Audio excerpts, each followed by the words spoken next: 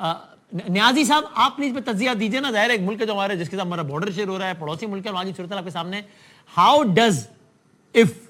It any way it affects Pakistan? Niazi صاحب دیکھیں جی, پاکستان میں تو ظاہر ہے کہ اگر بہت بڑی ایک عدم استحکام ایران کے اندر کو آیا تو اس سے ڈیفینیٹلی اس کا اوور فلو اینڈ فلکس وہ آئے گا. 1971 کے ریولیوشن میں آپ نے دیکھا کہ کتنا ہم نے کراچی اور باقی ملک کے خصوصاً سندھ میں اور بلوچستان میں کس تعداد میں ایرانی تھے. کراچی میں آپ رہتے ہیں کہ ایرانیوں کا ایک اعتماد تھا, تو یہ کیا تھا کہ جب بھی وہاں کوئی شورش ہوگی, جب کہیں کوئی اس قسم کی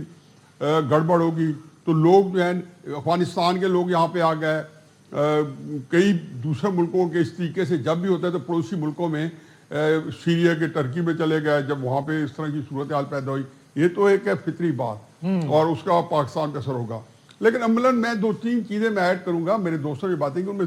کچھ ایڈ کرتا جاؤں گا. جی مثلا جان صاحب جو فرما رہے ہیں اس میں صرف ایک بات ایڈ کرنی ہے, اور میرے خیال وہ یہی کہہ رہے ہیں. وہ کہہ رہے ہیں جو آسان اردو میں اگر میں اسے ترجمہ کروں کہ یہ دیکھیں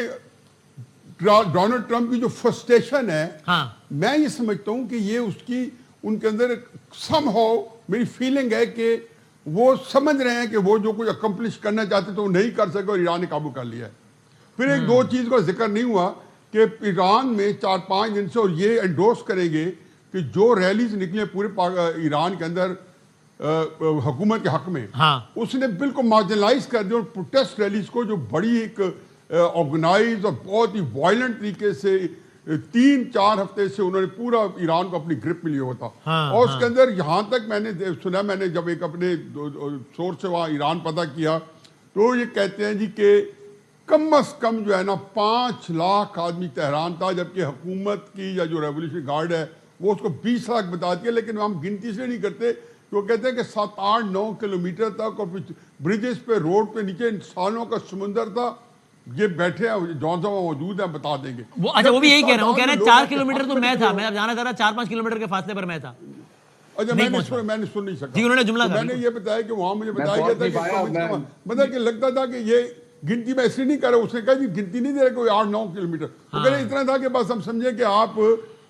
کوئی ٹرانسپورٹ تو یوز ہی نہیں کر سکتے تھے, تو آپ اپنا اندازہ لگا لیں. تو ویسے میرے نزدیک جب 2-3 لاکھ بندے ہوتے ہیں یا 5 لاکھ ہوتے ہیں تو ان کو آپ 40-50 لاکھ بھی بتا سکتے ہیں, 5 لاکھ. anything above 100,000 پھر anybody there is a big crowd. اور یہ پروٹیسٹ پہلا نہیں ہے. میرا خیال ہے کہ جس طریقے سے کوئرسو کنڈیشن میں ایرانی ریولیوشن آیا, ادھر ریولیوشن ہے 5-6 مہینے بعد کردش سپریشن موومنٹ آ گئی اور عورتوں کا ایک آزادی آ گئی کہ یہ مولوی کی حکومت آ گئی ہے جی اس کو ہم نے ختم کرنا ہے. اور اس کے بعد ایک 1980 میں صدام کو چلا دیا گیا, اور صدام کے ساتھ ہم مت بھولیں کہ پورا یورپ آج ہی وہ امریکہ. اور نیازی صاحب جب آپ یہ کہتے ہیں کہ ابھی ظاہر بظاہر اگر دیکھا جائے تو خدا نہ خاصہ جو ٹاپ لیڈرشپ ظاہر ہے خامنہ ای صاحب کی, جب آپ کہتے ہیں کہ اللہ نہ اگر ان کو بھی کچھ ہوتا ہے تو اس سے فرق نہیں پڑے گا, تو اس سے آپ کی اس بات کو کھولیے ذرا. اس سے آپ کی مراد یہی ہے کہ جناب ایک سسٹم ہے, شورا ہے, جب خمینی صاحب اس دنیا سے گئے تو اسی شورا نے خامنہ ای صاحب کا انتخاب کر لیا, حالانکہ خمینی صاحب تو بانی انقلاب تھے, تو ان کے بعد بھی ایک اسموتھ ٹرانزیشن ہو ہی گئی بالآخر. تو اسی طرح کی ٹرانزیشن ہو جائے گی. ویسے بھی 86 ایئرز آف ایج ماشاء اللہ. دیکھیں جی پہلی تو بات یہ ہے کہ اس سے ملتی جلتی قیامت خیزیاں جیسے میں نے ابھی عرض کیا 1981 میں ایک قیامت برپا ہو گئی کہ ایک صدر جو ہے وہ اس کو ڈپوز کرنا پڑا, بھاگنا پڑا, وہ ابینڈن کر چکا. وہ پوسٹر بوائے تھا خمینی صاحب کا,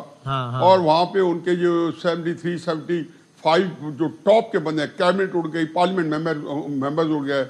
عراق نے حملہ کیا اور ایران کے پاس ساری فوج جو ہے شاہ ایران کی وہ اسی طرح بھاگی پھری تھی جیسے آج افغانستان کے اندر امریکہ اور جو کرزئی یا ان کی اشرف غنی کی فوج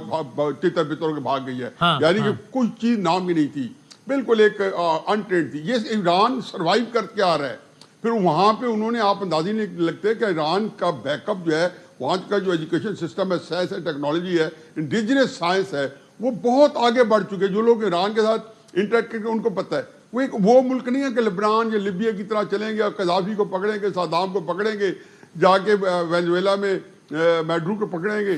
اور جو ہے آپ صاحب کا سمجھیں گے پینک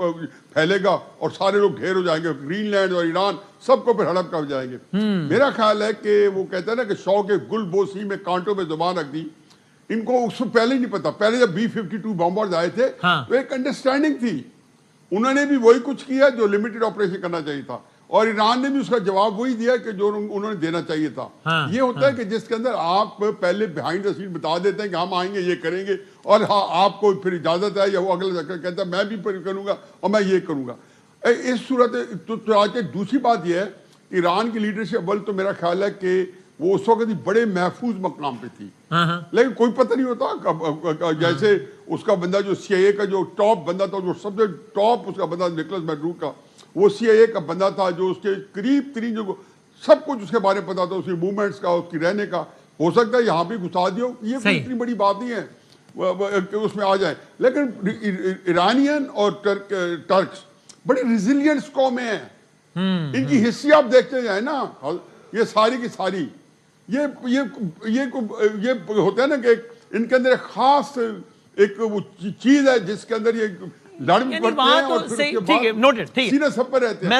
تو اس میں آپ دیکھیں آخری بات یہ کہ یہ ہر صورت میں یہ رجسٹر دیں گے، کوئی خطرے کی بات نہیں ہے۔ میں نے 5-6 دن پہ 10 دن سے جتنی دفعہ میں نے ٹی وی پہ اس ٹاپک بات کی ہے، میں نے کہا دیکھ لیں گے، انشاءاللہ یہ ناکام ہوگا، اور اب وہ سامنے بھی آ جو روزانہ کی بنیاد پر جو نماز پنجگانہ کے جو اجتماعات ہوتے ہیں وہاں پہ، ابھی تو جنگی صورتحال ہے اس وقت، لیکن سالوں سے انقلاب سے ہے تب سے روزانہ کی بنیاد پر نماز پنجگانہ کے اجتماعات کے بعد روٹین ہے